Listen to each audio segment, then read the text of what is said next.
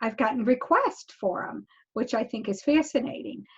So I sent two out along with some Juice Plus because I said if they were going to be healthy by wearing a mask, they could also bolster their immunity by eating more fruits and vegetables. And this was a young mom.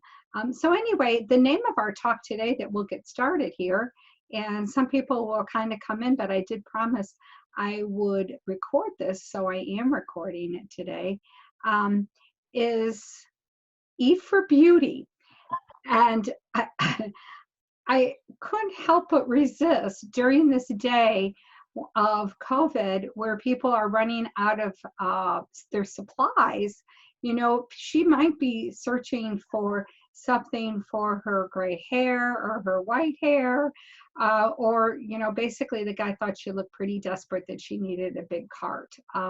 I myself stocked up on my beauty supplies that I needed in March before they closed down Illinois.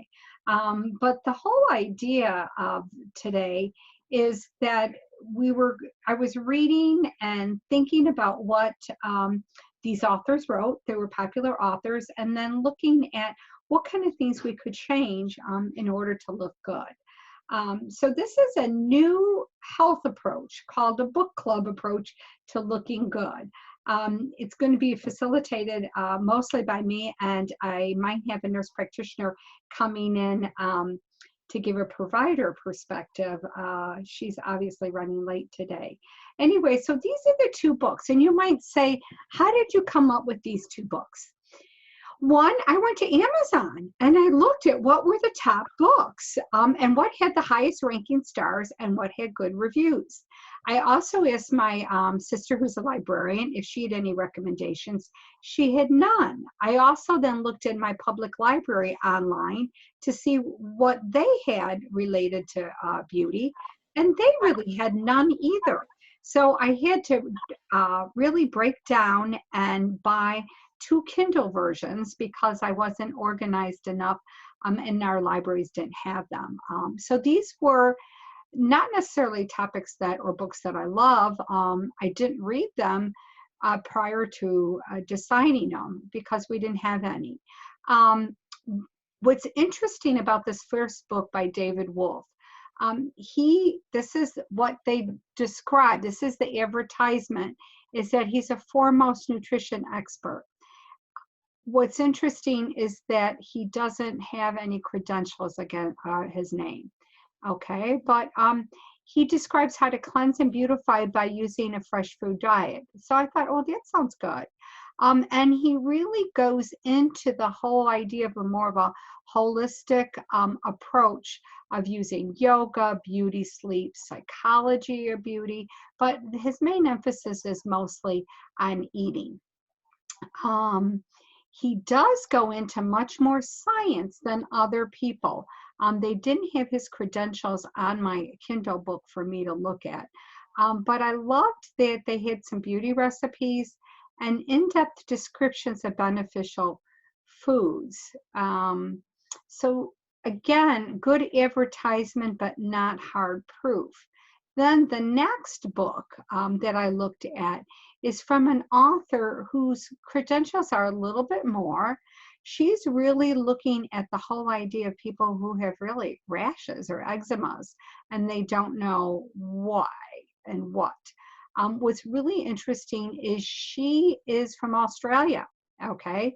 And this book received Best Health Nutrition in 2008 in Australia. And this is her website here. If you know anybody with an eczema problem, that's her site. And she has a whole team of people. And what's interesting is that she looks the whole idea of that most people are related to this whole idea of chemicals that have and things that are not healthy. Years ago when I taught nutrition, I had a whole lecture on Love Your Liver. And until I had taught that course, I never realized, oh my gosh, people really should love their liver more. It does so many things. And here, so it comes up again. If you want to look beautiful, really love your liver. And so one of the things that she goes through, and she's developed 3 programs. And she's been in the field for a while, which is why I left, for 12 years. She does have some credentials in the idea of nutrition. She also is more of a media star, as you talk about being a TV presenter. And she says that she based this on a decade of intense research. Now, this is her own really firsthand experiments and in the field, looking at what seems to help people with eczema. And she has some really insightful questions that I think might be helpful for people, looking at the itchy dozen worst foods, top 12 foods for eczema, some skin disorder supplements, and then she has some recipes to try and move on. And so oftentimes, when somebody has a rash, nobody really knows necessarily what to do with it. So today our problem is we want to be beautiful. We want to look good. We want to feel good. And we just wish somebody would take their magic wand and tell us what to do. So we're going to explore some solutions. So the first thing that I like people to do is to check their body. And so when I had made the reservations for this class, I had wanted people to answer some survey questions. And unfortunately, I did not get a good response. But this is a good time to just think about yourself from head to toe. Hopefully you're not the big ape there, but you are probably bigger than the little boy. But the whole idea is if you just close your eyes and think about yourself and think about when you looked in the mirror last, what did you see? What body did you see looking back at you? Since this is being filmed during COVID times, if I have women, I might see hair that wasn't maybe treated. They're used to working at home, so maybe they're not perfectly coiffured hair. It may look like mine does, not well shaped. But then as you look a little deeper and look at, do you have age spots in your face? Do you have styes? Do you have areas of discoloration in your skin? Do you have age spots in your hand? That's where an interesting one. I've seen some kind of lurking back again. And then going through and checking out your whole body. That is something that those of you who go to dermatologists may be used to looking at a body check-in and somebody look at your body for skin cancer. But how about checking your body so you look beautiful? Now that's a different idea.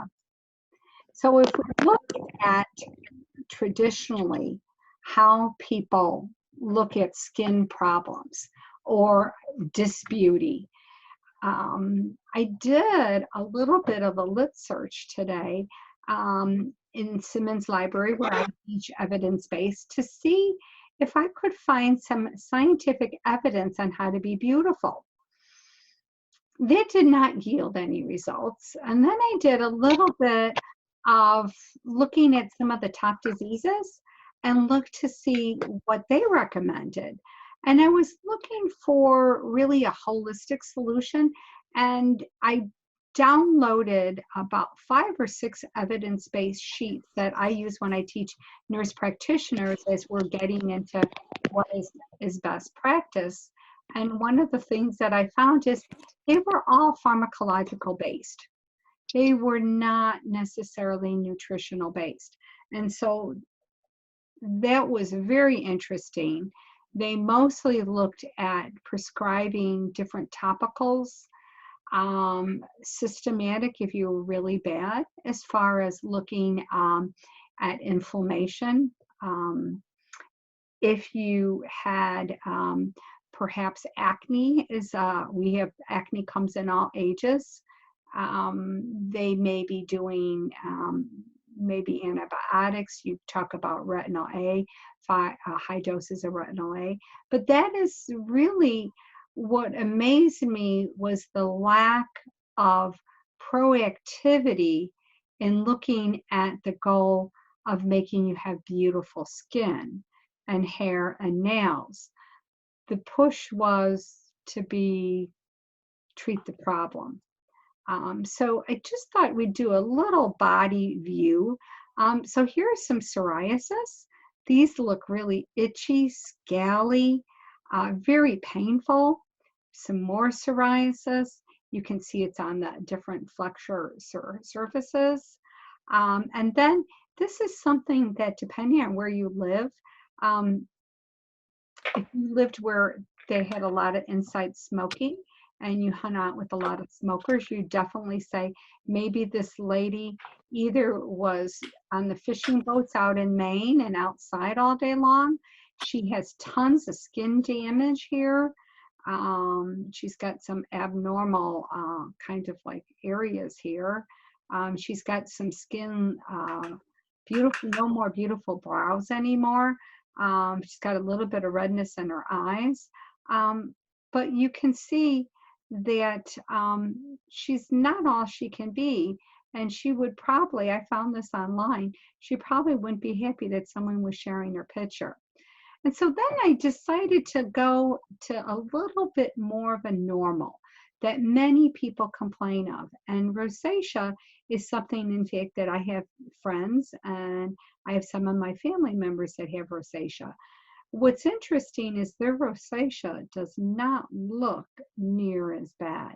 And a lot of times people might have a little bit of rosacea on their cheeks right here. Is probably the most minor area.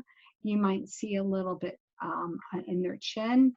But what's really is off of this bulbous nose that someone has. And what's difficult about some of these phases of rosacea, these do not lend themselves well to covering, which is oftentimes the beauty solution if you look at makeup advertisements. So what's interesting is I look to see what was the science. Believe it or not, there is a rosacea organization out of beauty and skin. This organization was probably one of the best ones that I found. And what was interesting is they look at what type of things are your triggers. And we're going to talk a little bit about that. But you can see here stress. So I imagine right now, a lot of people might be having lots of rosacea as we're going through. But as we're getting to summer, people are walking outside. They have sun exposure. These are very, very high risk. The other things, again, hot baths are 50%.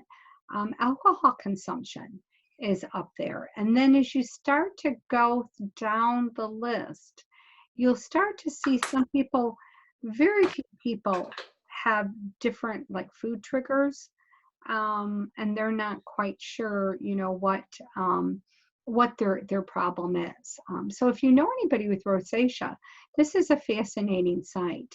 And what was fascinating is for rosacea, it was the one skin impairment that I actually found some scientific etiology as far as why people are not beautiful and why do they have this red face. And this is something that the people I know really have never thought about. So why is this happening to me? So the first thing is that there's some kind of immune system dysfunction. The other one is, and this is where it's interesting, both the neurovascular inflammation in the body and the vascular changes all speak to blood flow, okay, and inflammation. One thing that I think speaks, you know, people are all talking about a healthy gut, is they really think this might be due to an overabundance of mites, triggering back to your GI tract. And then fascinating is that there is some genetic component, and they've actually found the areas on the genome. And this is what's really fascinating with a lot of these skin ailments. Oftentimes you'll see them linked with autoimmune diseases. And then the last cause is maybe a low vitamin B3 in their diet, and then some fatty acid differences. So here I'm going to stop my sharing for a minute here and take a break and let people think about what would be their signs and symptoms. So when you're not as beautiful as you like, I'd like you to go back and think about what symptoms you have when you are not looking as beautiful as you want to. The other thing that I'd like you to do is to, I'm trying to play around with my recording here, is to look to see what makes it worse. So as you write it down and think about it, we'll go back to our presentation here, is thinking about what foods you eat makes your symptoms worse. Is if this was an idea that people might share photos, but I knew many people would not. So that's why I got some photos of different skin ailments, is that people don't really like to share what their skin looks like. They'd be more likely to hide it. So here is probably the number one reason why almost all skin ailments come, is that, you know, we talked about things being hot, but the whole idea of inflammation. Oftentimes when we think of inflammation, we may think of your joints. So maybe you have some knee pain. You might have some, maybe some inflammation in your rib cage, maybe in your brain. But inflammation is the key of most diseases. So as you look at inflammation here, pick your diseases. And one of the diseases that you don't see listed here is beauty or ugliness. And because people don't look at it as a disease to be ugly or not pretty, we don't really get much time or attention. But you sometimes do see some problems with inflammation causing you to have skin and nail disorders with all of these different diseases. So here's what I love this picture. I use this for my lecture on inflammation, is that if we look down at the skin, chronic inflammation really compromises the liver and the kidneys. So if we don't take the garbage out, the skin is the biggest excretory organ in your body. So it makes sense that it would take the garbage out. So when you see rashes, when you see, you know, an allergic reaction to something that shows up in your skin, think of your skin is trying to take the garbage out. The liver's not doing a good enough job, and the kidneys aren't. So we specifically see dermatitis, eczema, acne, psoriasis. And what people don't realize, inflammation and damage is wrinkles and fine lines. So when we look at inflammation, and this is where oftentimes, this is my favorite slide to use for arthritis, but I loved it for skin, is because you could see if your face was involved, or maybe your extremities, and there was inflammation, you would see heat, redness, tenderness, swelling, or pain. And those are all different things that you might see. The other thing is there's a reaction called glycation, which causes changes in the enzymes, and it makes you more susceptible to oxidative stress. And oxidative stress causes cell breakdown. Okay, so if we think about our cells that turn over the most in your body, it's really your skin and your hair and your nails. All you have to do is to talk to someone who's had chemotherapy, and they'll talk about that. So as we talk about putting the fire out with inflammation, these books had some general take-home advice. Is that they said to load up on anti-inflammatory foods. Here, looking at more fruits and vegetables, more omega-3s in your diet. Probably some of the best sources are cold water fish, salmon, tuna, tofu, walnuts, flaxseed, soybeans. Now, what's really interesting if you go back to the eczema book, one of the things that you'll see is that, we stop here for just here.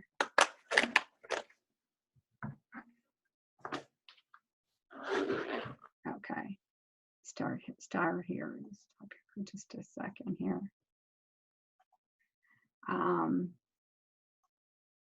Go back to looking up at anti-inflammatory foods. In her book on detoxing, she has 3 different programs that really go into what could be your challenge with inflammation. And since I didn't get lots of pictures from anybody talking about that they had a terrible eczema problem, I would recommend that they look at that book and maybe perhaps experiment with taking out some of the foods that she says are the 12 itchiest, okay? And do what I have always recommended for people is to do an elimination diet. You know, add one food in at a time, especially maybe the itchy ones that she has listed, and look to see what your symptoms are.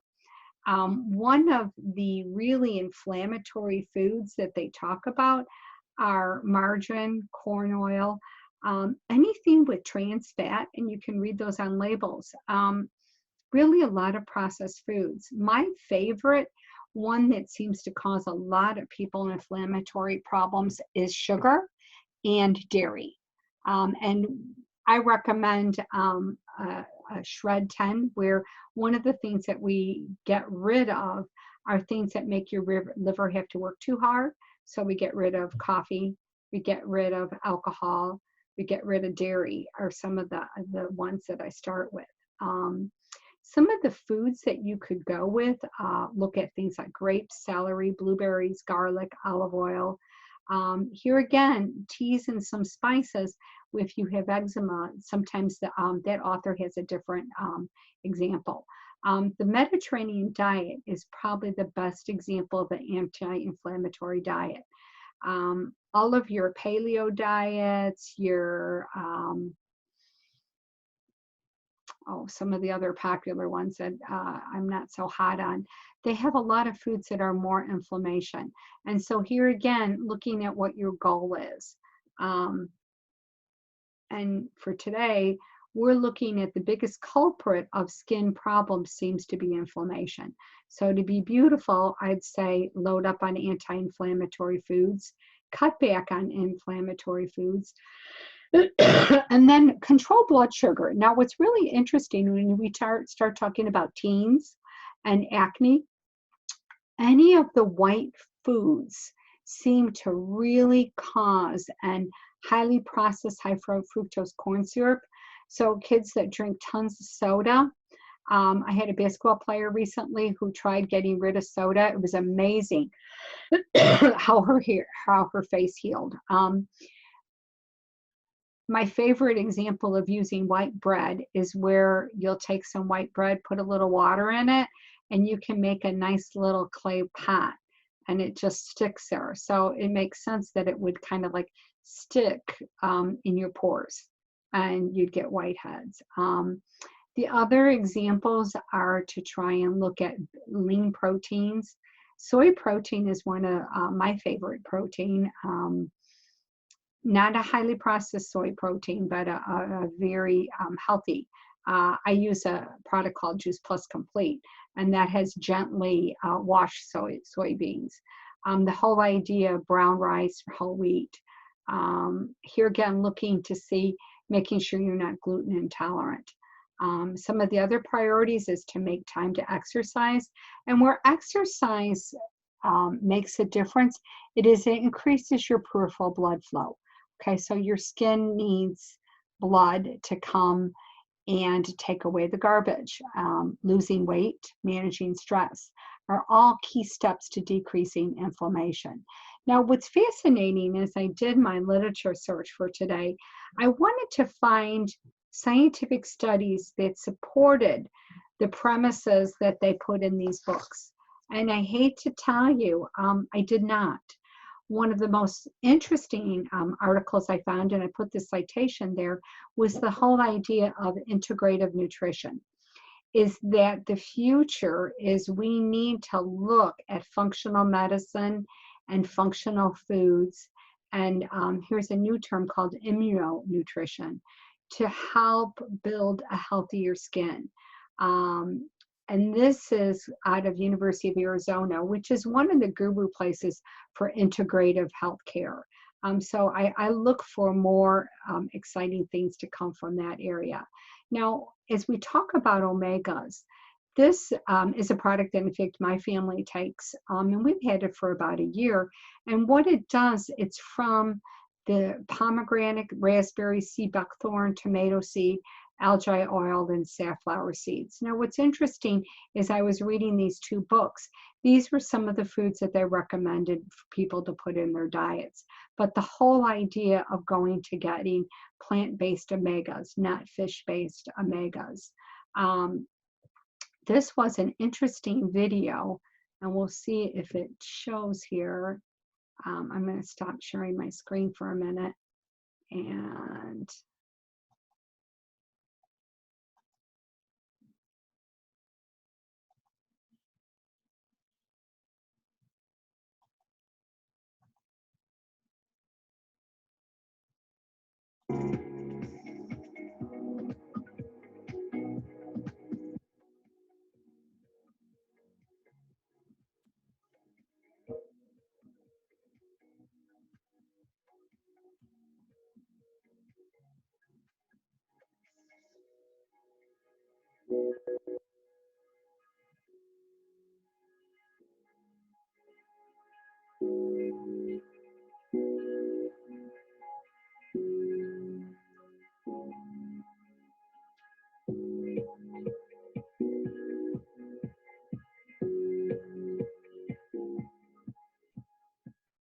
so one of the things that I wanted to call your attention to is they said that there really is not, this was a hydradenitis suppurativa, which basically means that there's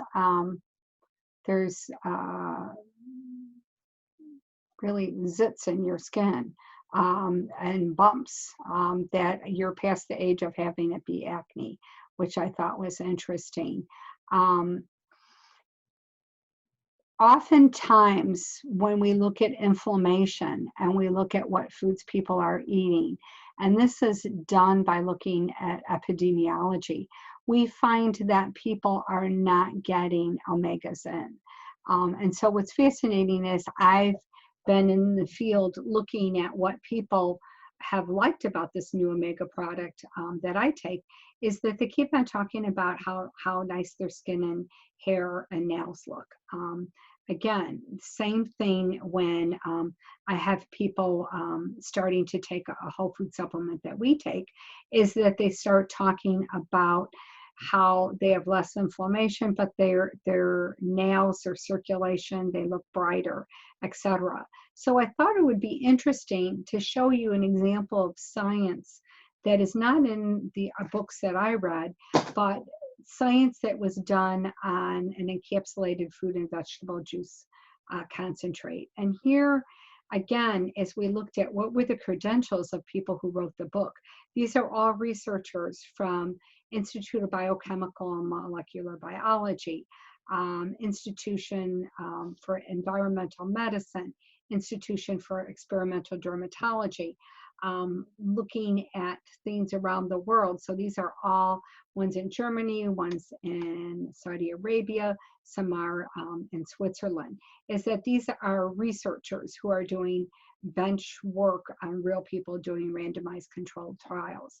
And one of the things that as they talk about that, this may help, maybe you decrease the inflammation, you get better circulation. And I just copied and pasted this for you to see that they're looking at the blood flow. And if you look at these little numbers that say 0.00001, for something to be statistically significant, that it makes a difference in the health and health and well-being of people. In statistics and in research, we look for something with a 0.01. So this is like 4 times greater of an effect, just for showing that fruits and vegetables make a difference in the blood flow, that it makes a difference not in hydration, but looking at the skin thickness and looking a little bit at the skin density. They also looked at cutaneous blood flow, and they measured it, and it was, again, statistically significant. And so if you think about garbage and getting your skin to be picking up the garbage that's in your skin, picking up the damaged cells, this is where blood flow and capillary blood flow is so important. Skin hydration did show an increase of 9%, and this was just in 12 weeks. When we do a nutritional intervention, they say you really should do it for 4 months in order to see some changes. So this was very, very kind of short. They say your whole body turns over in three years.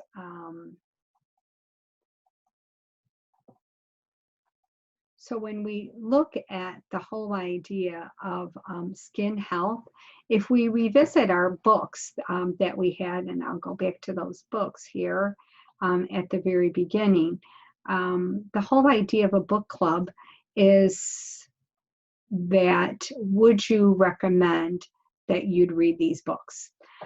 I would recommend, if you had terrible problems with eczema, that it might be worthwhile for you to read Karen Fisher's book, that you might find it very interesting and you might get some ideas of foods to look for in your diet that may be triggers, and then try taking those out.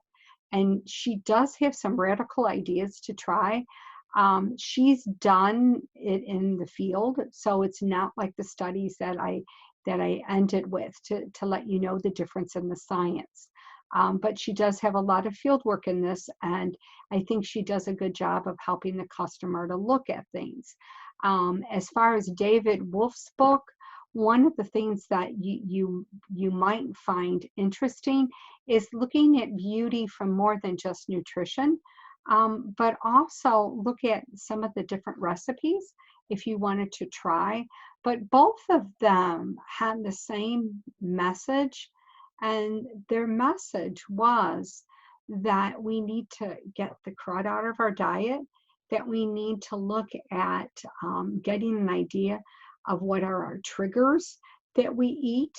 Look at a period of time when your skin looked really well. What were you doing for it then? Oftentimes, stress is a very strong stimulus, and it shows up in your cells that do the most replacement. And that's the same reason why people with chemotherapy will lose their hair and everything first, is usually sometimes the oxidative stress. So at this point in time, I would suggest, I wouldn't buy these books. I would see if somebody could lend them, if you could get them online somewhere. I would encourage you to look deeper. One of the things that I know I have found is the research that's been done on vascular and inflammation with Juice Plus, and looking at whole body inflammation and looking at immune system function, is that the Juice Plus product that my family takes is something that has some strong evidence. Is it directly linked just to being beautiful in skin? Only a couple studies where they look at specifically at microcirculation of the skin, and that was facial skin. Is it exactly? But I would encourage you to think about what can you do to decrease the inflammation in your diet and get away from the white foods. So thank you so much for coming today, and I appreciate that.